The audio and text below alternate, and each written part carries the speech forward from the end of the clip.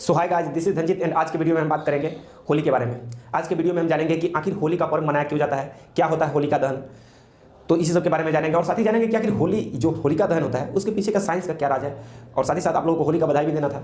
तो चलिए स्टार्ट करते हैं। दोस्तों सबसे पहले तो ये जान लेते हैं कि आखिर होली मनाया क्यों जाता है। तो देखिए, होली मनाने का दो रीजन है। एक तो पहला हो जाता है कि विष्णु पुराण से रिलेवेंट है और एक कृष्ण से रिलेवेंट है। तो देखिए पुरानी कथा के अनुसार जब एक समय था जिसमें विष्णु काल का समय था, उसमें हिरण्यकश्यप नाम के एक व्यक्ति था जो भगवान विष्णु का पूजा करते करते उसे प्रसन्न कर लिया। यानी कि भगवान विष्णु को तपस्या किया, 150 साल तपस्या किया और उसे खुश किया, और खुश करने के बाद उससे वरदान मांगता था। देखिए पहले भगवान क्या होता था ना कि अगर कोई खुश उसे कर लेता था तो जो चीज़ मांगता था ना सब चीज़ उसे देना पड़ जाता था, क्योंकि कहा जाता है कि अगर आपको कोई खुश कर दिया ना तो उस पर आपका अधिकार हो जाता था। और यही अधिकार पहले चलता था ताकि भगवान को अगर तपस्या से खुश कर देता था तो कोई भी वरदान मांगता था तो दे देता था। लेकिन लास्ट में जाकर उसमें किंतु और परंतु जोड़ देता था, वही किंतु और परंतु उस आदमी के लिए सारे वरदान खत्म हो जाता था। तो वही बात है। तो हिरण्यकश्यप मतलब प्रसन्न करके भगवान विष्णु से वरदान मांगा कि देखिए मुझे इस पृथ्वी का सबसे सर्वश्रेष्ठ आदमी बना दीजिए, एकदम जहाँ जाए हम ही रहें, और हमको इस पृथ्वी पे कोई भी आदमी ऐसा पैदा नहीं लेना चाहिए जो हमको मार सके, ना तो आदमी पैदा लेना चाहिए, ना ही कोई जानवर ऐसा पैदा ले जो हमें मार सके, यानी कि हम अनादर काल तक जी सके, इस दुनिया का सर्वश्रेष्ठ महान आदमी हम ही बन जाए। और कहा कि ना तो हम आकाश में मर सकते हैं, ना ही पाताल में मर सकते हैं, या और ना ही घर के अंदर मर सकते हैं, ना ही घर के बाहर मर सकते हैं। इन सभी और भी बहुत सारा जो वरदान था वो मांग लिया। और मांगने के बाद यह गया, तपस्या खत्म करने के बाद घर गया तो इसका पत्नी था कयाधु, उसको एक बेटा हुआ जन्म जिसका नाम था प्रहलाद।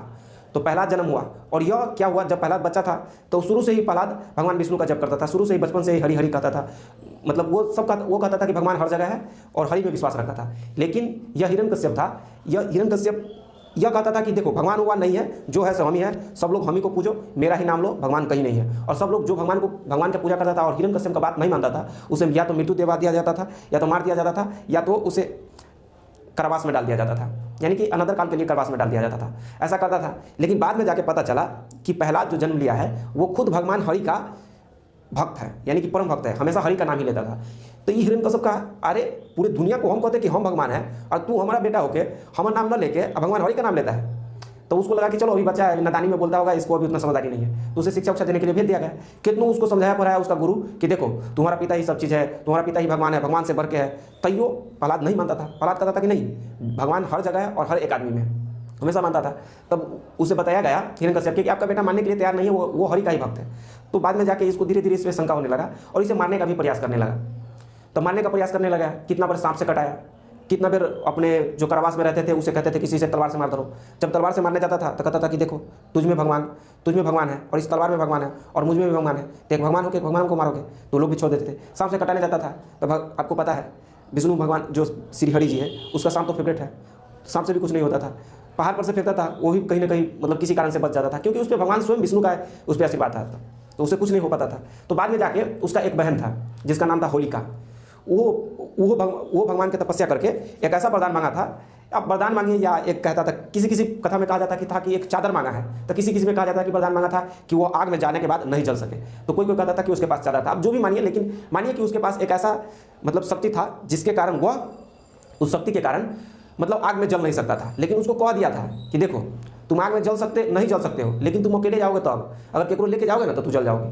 तब ये ओकर बहन कहता था कि हिरण्यकश्यप से बोला कि देखिए भैया, होलिका बोला हिरण्यकश्यप से कि प्रहलाद नहीं मान रहा है ना, तो लाइए हम इसको जाते हैं और आग में जला देते हैं। तो कहा कि हाँ तुम आग में जला दोगे? हाँ हम जाएंगे, हमारा तो आग में कुछ होगा नहीं करता है, हम जाएंगे इसको जला देंगे। जैसे ही आग में गए तो आग में जाने के बाद देखिए होलिका भी भगवान को और पहले ही प्रसन्न कर चुके यह वरदान मांग लिया था। देखिए पहले के हर एक आदमी ना 100 साल 200 साल तपस्या करवे करता था।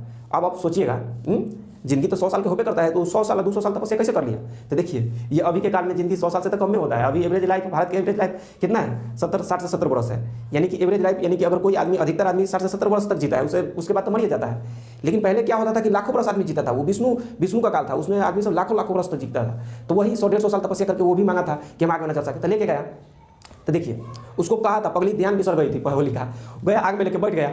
जैसे आग में बैठा तो प्रहलाद पे भगवान विष्णु का आशीर्वाद था, तो उसको तो कुछ ना हुआ।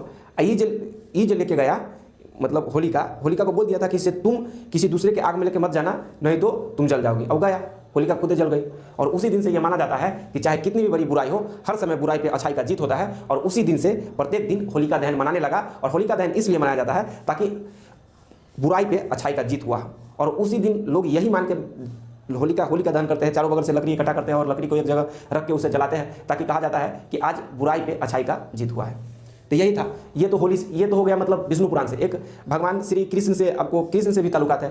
कृष्ण से ताल्लुकात ये है कि देखिए, कृष्ण आपको पता है कि काले थे, यानी सावले कलर के थे, सावली सलोनी, और उसे गोपियाँ सब बगल में, मालूम बगल में तो खाली गोपियाँ था, जो भी उसके मित्र थी सब तो गोपियाँ ही थी। तो सब गोपियाँ उसे काला काला कह के बोलाता था, कहता क्या बात सुनो। तो कृष्ण जी को बुरा लगता था। तो एक दिन क्या हुआ कि रंग लिया, चारों बगल से गुलाल लिया और सबको मुंह में लगा दिया। पता है आपको, कृष्ण जी बचपने से नटखट थे, अब वो भी यादव कुल में जब जन्मे थे। तो यादव तो जन्मे करते हैं, आप बच्चे से नटखट होते हैं, चंचल होते हैं। तो यादव कुल में जन्मे थे, तो वैसे भी उसमें चंचलपन था ही। तो वो सबको रंग लिया और सबके मुंह में लगा दिया। कहता था कि देखो हमको काला काला कहती थी, देखो अपने काला जा कहना में देख लो। तो ये भी माना जाता है, हालांकि वो जो प्रहलाद वाला स्टोरी था, सब तो स्टोरी नहीं है, ये वास्तविक घटना है। जो भी है मानते हैं तो वास्तविक है, नहीं तो स्टोरी है। लेकिन ये जो पुराने कथा के अनुसार ये सब था, हम आपको बता दी। लेकिन इसके पीछे आखिर साइंस क्या है? देखिए, अगर आप हिंदी कैलेंडर के अनुसार चलिएगा तो फागुन ये जो बीच समय होता है, वर्ष के अंतिम दिन होता है, और नए साल के पहले नया साल जो आता है उसका शुरुआती दौर होता है, और वर्ष के अंतिम दौर होता है। इन दिनों के बीच में क्या होता है, ठंडी खत्म होता है और गर्मी स्टार्ट होता है, जिसके कारण मौसम में परिवर्तन अचानक देखा जाता है। मौसम में परिवर्तन होने के कारण उसमें चेचक हो जाता है, किसी को हैजा हो जाता है, और किसी को फीवर, सर्दी, बुखार, खांसी, ये सब जो भी वातावरण में बैक्टीरिया सब पाया जाता है, उस बैक्टीरिया के कारण लोगों की तबीयत खराब होने लगता है। और साइंस के अनुसार ये माना जाता है कि जब होलिका दहन होता है तो इसमें बहुत सारा हीट उत्पन्न होता है, और हीट के कारण जो भी वातावरण में, वायुमंडल में जो भी बैक्टीरिया सब था, वायरस सब था, सब जल के भस्म हो जाता था। तो इसी कारण साइंस के अनुसार यही माना जाता है कि इससे क्या होता है कि नई जो बीमारी पनपने वाला है उस सब पहले ही खत्म हो जाता है, और इससे नहीं होता है। तो चलिए, यही सब था एक आपको सामने होली के एक विशिष्ट कथा। हमको पता है कि आपको पसंद आएगा, क्योंकि यह स्टोरी सब सुनने में अच्छा लगता है। और होली को आपको ढेर सारी बधाई। होली हमेशा बुराई पे अच्छाई का जीत होता है। कहा जाता है कि होली एक ऐसी पर्व है जिसमें बुराई को हमेशा भुला देने के चाहिए और अच्छाई को अपने अंदर में ग्रहण करना चाहिए। इसलिए आप देखते होंगे कि जब होली में कोई भी कुछ कह देता है तो कहते चल आज होली है, माफ है, आज तो 7 खून माफ है, तू कुछ कह दो सब माफ है। और देवरबा सब तो भौजाई के पीछे पड़ा रहता है कि सब दिन चाहे कहीं रहे, लेकिन होली दिन ओकरे पीछे पड़ा रहेगा। लेकिन अब देवर सब का टैलेंट हो गया है, और भौजाई के छोड़ दिया है, और भौजैया के बहन के पीछे पड़ा रहता है और कहता रहता है भतीजवा के मौसी जिंदाबाद। तो ये सब होली का ये मतलब कहा सिंपल सा ये अर्थ है कि होली में आपके अंदर जो भी बुराई है वो सारे निकालिए और एक नया जिंदगी जिए, जिससे आपके अंदर हमेशा खुशी भरा हो।